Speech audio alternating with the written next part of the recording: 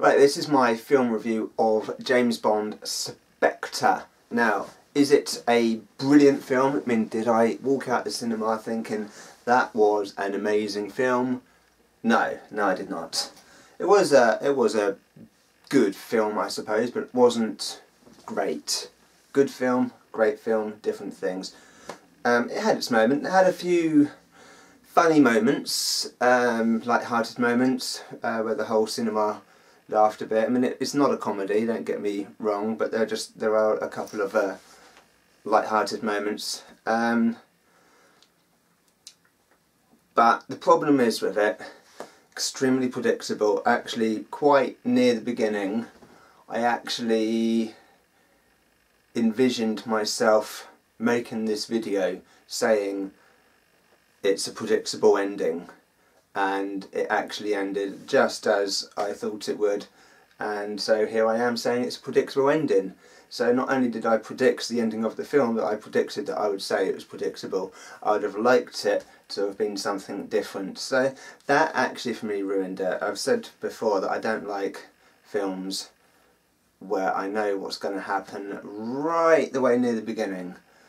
It's just very, very, very obvious what's going to happen. So, you know, you've got James, obviously, you know he's going to survive, he's the hero. You got your bad guys, he goes out and gets them, and then you got your good guys, and you got your good guys pretending, well, you got your bad guys pretending to be good guys, and it's a bit of a spoiler alert there, but seriously, it's just so obvious, it spoils it really. There's no twists or anything, there's no surprise endings, there's no like, oh, I didn't see that coming. It's very much, it's very predictable. That's all I'm going to say about it. It's predictable all the way through. Yeah, so I haven't really got a huge amount to say about it.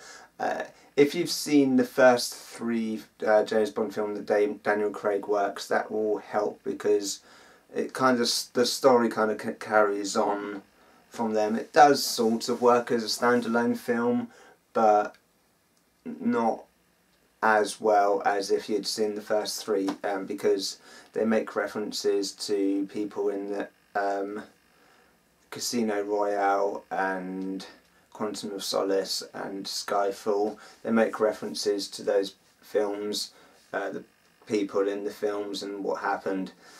So it is beneficial, if you haven't seen those films, to watch them before you watch Spectre. But as I say, it's not,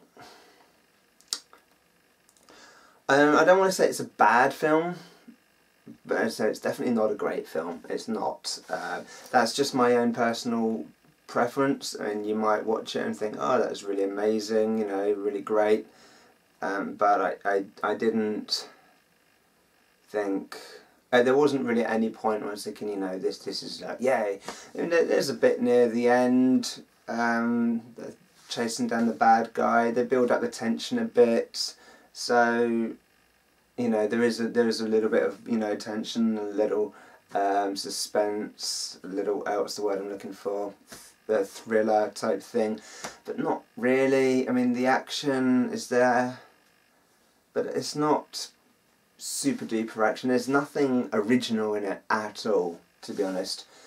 Everything in it you've seen before. There's nothing new. There's a car chase. There's nothing particularly amazing about that. There's a couple of little twists in that. They try and put in a little bit of humour, but it's not necessary.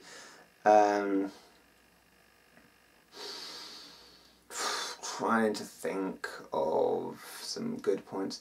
I mean, James Bond does his he does the you know, pretty much all the Bonds all the actors that have ever played Bond, they all have, like, I want to say the rapey scene. It's not really, but it's where he kind of forces himself on someone he's only just met, and then suddenly they're like, oh, James, I want to have sex with you, and you know, and I was watching it thinking, really, you know, this woman's just come from a husband's funeral, and then James is like, yeah, you know, coming right on, and then he leaves her, as he does. He goes off, finds some bad guys, and it's just, the whole thing's just,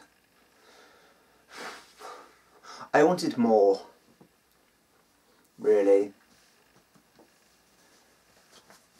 I mean, there's some fight scenes,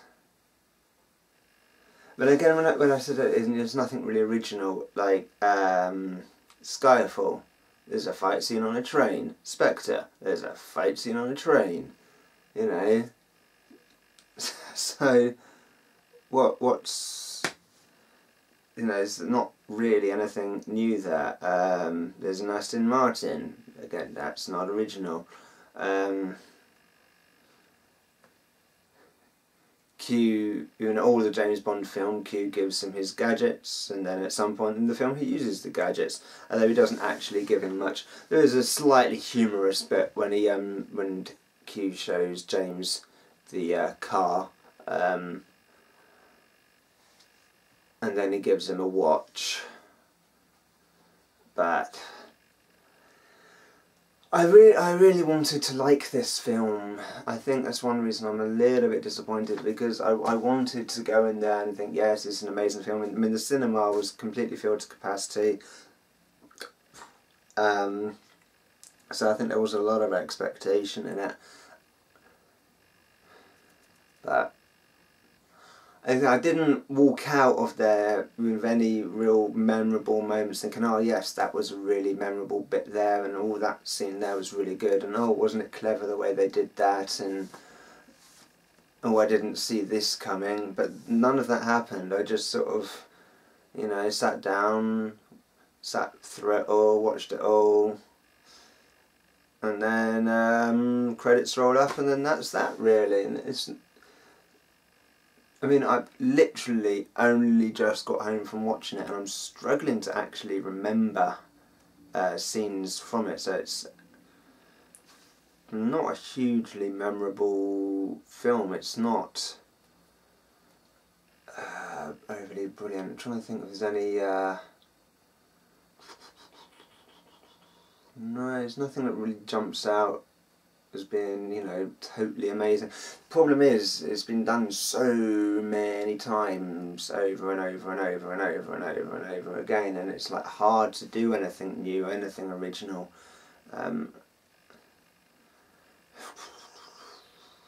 No. So I'm gonna wrap this review up, really. So I mean, you know, if you like James Bond films and you've seen the others that Daniel Craig did, then, you know, go along, because it is like a continuation of the story.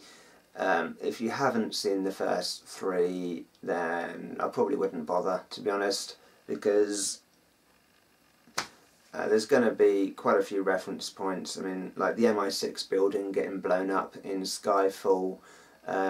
You see James running around the building and that, and if you haven't seen Skyfall, you're going to wonder why the building's in you know, all falling down. That's why, basically. Spoiler if you haven't seen it.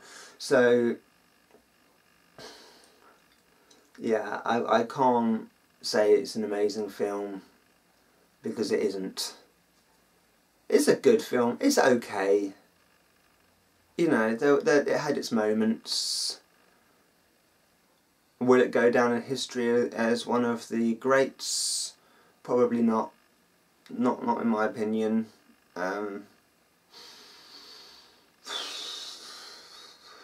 Anyway, my next film review is going to be in December, when I'm going to be doing Star Wars The Force Awakens.